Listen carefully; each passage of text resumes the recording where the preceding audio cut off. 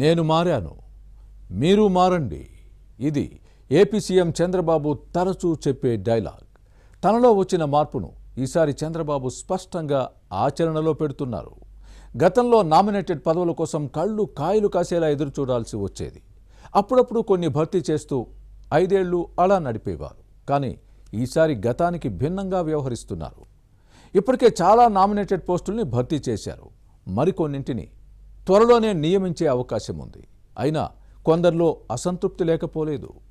YCP హయాంలో దాడులు దౌర్జన్యాలను ఎదుర్కొని జైలుకు వెళ్లి వచ్చిన నేతల్లో కొందరికి పదవులు ఇవ్వకపోవడానికి కారణమేంటి? వారిలో నెలకొన్న అసంతృప్తిని చల్లార్చేందుకు సీఎం చంద్రబాబు చేయాల్సిందేంటి? Let's watch the story.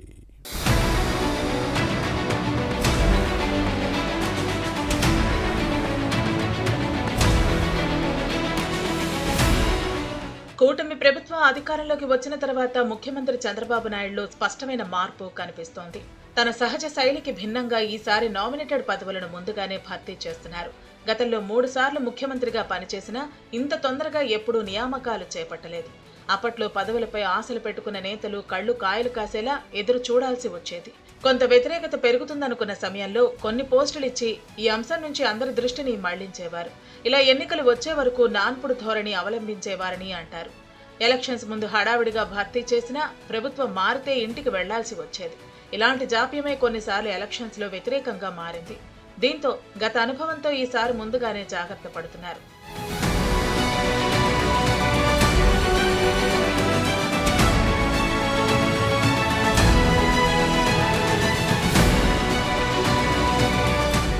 YCP ప్రభుత్వంలో కార్యకర్తలు నేతలు ఎదుర్కొన్న వేధింపులను దృష్టిలో పెట్టుకుని ఈసారి సత్వరమే భర్తీ చేయాలని నిర్ణయించి ఈ దిశగా చర్యలు చేపట్టారు.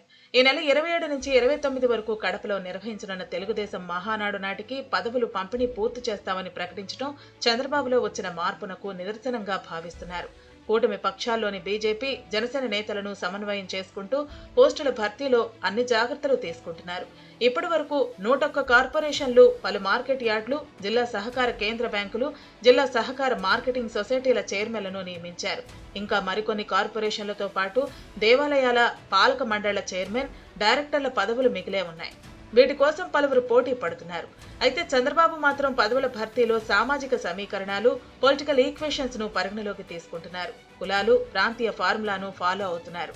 దీంతో కొందరికి అవకాశాలు దక్కటం లేదు. ఇప్పటి వరకు నియమించిన పోస్టుల్లో పార్టీ కోసం పనిచేసిన వారే ఎక్కువ మంది ఉన్నారు. కానీ పార్టీ పట్ల అంత విధేయత లేకపోయినప్పటికీ మరికొందరికి పదవులు ఇచ్చారన్న విమర్శలు లేకపోలేదు.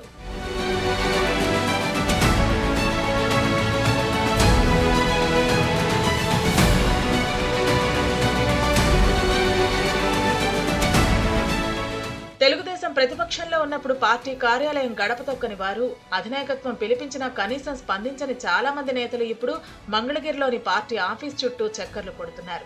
అలాగే సెక్రటేరియట్ లో మంత్రుల పేషీల్లో కనిపిస్తున్నారు.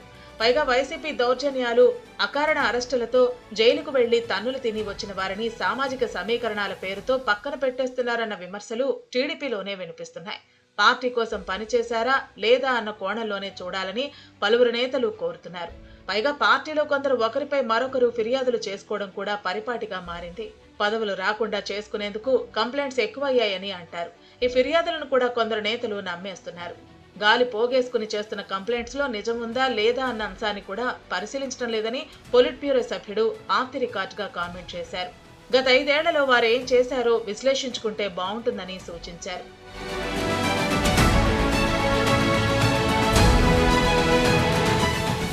వివిధ సమీకరణాలతో కొందరికి పదవుల సర్దుబాటు కుదరటం లేదు. అలాంటి వారిని పార్టీ ఆఫీసుకు పిలిపించి ఎందుకు ఇవ్వలేకపోతున్నావో చెబితే మంచిదని పలువురు నేతలు సూచిస్తున్నారు. ఆ తర్వాత ముఖ్యమంత్రి చంద్రబాబు లేదా మంత్రి లోకేష్ దగ్గరకు తీసుకువెళ్లేందుకు ఒక వ్యవస్థను ఏర్పాటు చేస్తే బాగుంటుందన్న అభిప్రాయం వ్యక్తమవుతోంది. ఈ సలహాలను టీడీపీ అధినాయకత్వం పరిగణలోకి తీసుకుంటుందో లేదో చూడాలి.